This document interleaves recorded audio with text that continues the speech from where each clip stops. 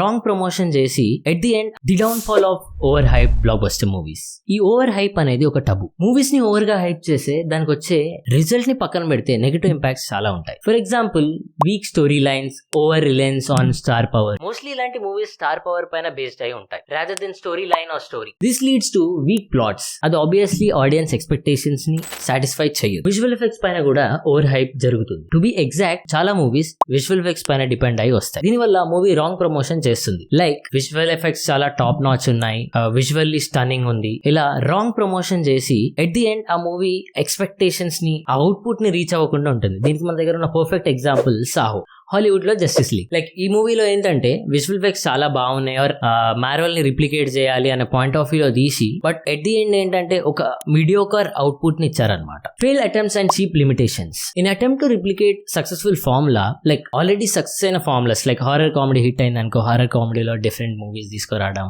లేకపోతే ఆ type of movies like Marvel movies work out అయినాయి, లైక్ ఫ్రాంచైజ్ మూవీస్ వర్కౌట్ అయినాయి అని చెప్పేసి ఆ టైప్ ఆఫ్ మూవీస్ ని తీసుకొని రావడం, దాన్ని ప్రాపర్ గా ఎగ్జిక్యూట్ చేయలేకుండా ఒక పూర్ అవుట్పుట్ ని ఇవ్వడం.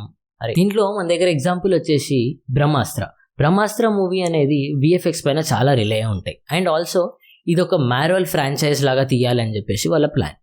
బట్ అవుట్పుట్ ఎలా వచ్చిందంటే ఒక under written love story, like it promoted as a super hit love VFX movie or ఒక ఫ్రాంచైజ్ మూవీ లాగా ప్రమోట్ అయ్యి అదొక మీడియాకర్ లవ్ స్టోరీ లా, అంటే దాంట్లో అంత ఎఫెక్ట్ కూడా ఉండదు, but it has it limitations అనమాట. సో అదేదో కాపీ కొట్టామని చెప్పి ట్రై చేసి ఇంకేదో అవుట్పుట్ ఇచ్చారు. Miss match between audience expectations and reality. Like దీనికి ఎగ్జాంపుల్ చాలానే ఉన్నాయి. మనం ఆచార్య మూవీ,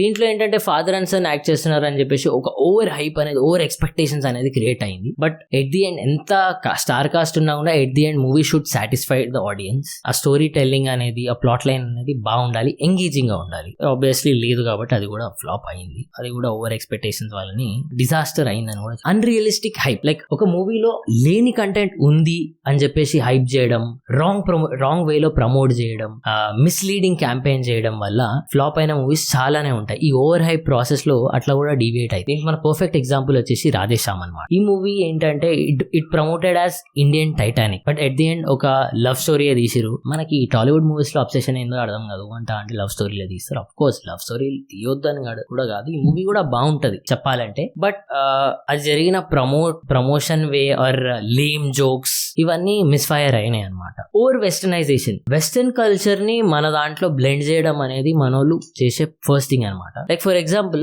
స్పై థ్రిల్లర్స్ అనేవి బాగుంటాయి, బాగోవని కాదు. బట్ సమ్ సినారియోలో ఎట్లుంటదంటే, ఇప్పుడు సిబిఐ ఉంది మన దగ్గర, కూడా సిబిఐ ఉంది. ఇప్పుడు ఫారెన్ లో ఎఫ్బిఐ ఉంది, మన దగ్గర ఎఫ్బిఐ లేదు. దాన్ని కొంచెం ఫిక్షనలైజ్ చేసి చూస్తే బాగానే ఉంటది. బట్ అక్కడ ట్రెండ్ అయ్యి అక్కడ వర్కౌట్ అయ్యి అక్కడ రామ్ కామ్స్ వర్క్ అవుతాయి, అక్కడ సిట్ కామ్స్ వర్కౌట్ అవుతాయి. ఇక్కడ అట్లాంటివి ఉండవు. లైక్ అక్కడ రెట్రో రెఫరెన్స్ వేరే ఉంటాయి, ఇక్కడ వేరే ఉంటాయి. బట్ అక్కడ వర్కౌట్ అయింది కదా అని చెప్పేసి దాన్ని ఇండియనైజ్ వర్షన్ పట్టుకొని వస్తా, సస్తా కాపీ పట్టుకొని వస్తా అని చెప్పేసి ఇదంతా చెడిదింగ్ చెడగొడితే మూవీ ఒక ప్రాపర్ అవుట్పుట్ అనేది రాదు. దీని దగ్గర మన పర్ఫెక్ట్ ఎగ్జాంపుల్ ఏంటంటే స్పైడర్ మూవీ అనమాట. స్పైడర్ మూవీ అనేది బ్యాట్మ్యాన్ సస్తా వర్షన్ లాగా ఉంటుంది. లైక్ ఒక విలన్ ఉంటాడు, హీరో ఏమో స్పై ఉంటాడు.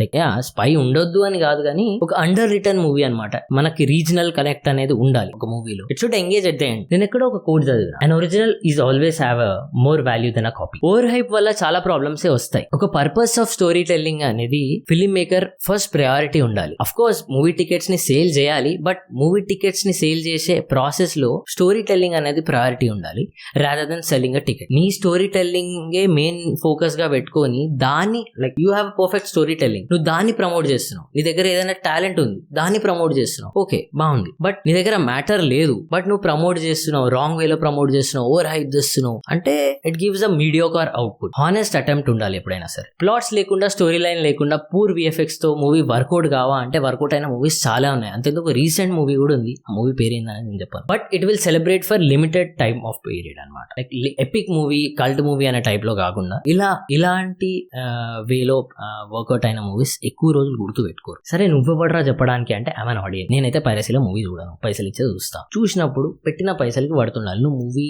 టికెట్స్ రేట్ పెంచుకుంటావా, ఏం చేసుకుంటావా, నో ప్రాబ్లం, ఇంతనైనా పెంచుకో, చూస్తా పర్వాలేదు. బట్ నువ్వు పెడుతున్న ప్రైస్ కి పడుతుండాలి. లేదు నాకు కలెక్షన్స్ రావాలి, నేను ఎక్కువ బడ్జెట్ తీసిన కాబట్టి నేను ప్రైస్ పెంచుకుంటా అంటే నో. సో నువ్వు పెట్టిన ప్రైస్ కి వచ్చిన అవుట్పుట్ కి మ్యాచ్ ఉండాలి. That's it for today guys.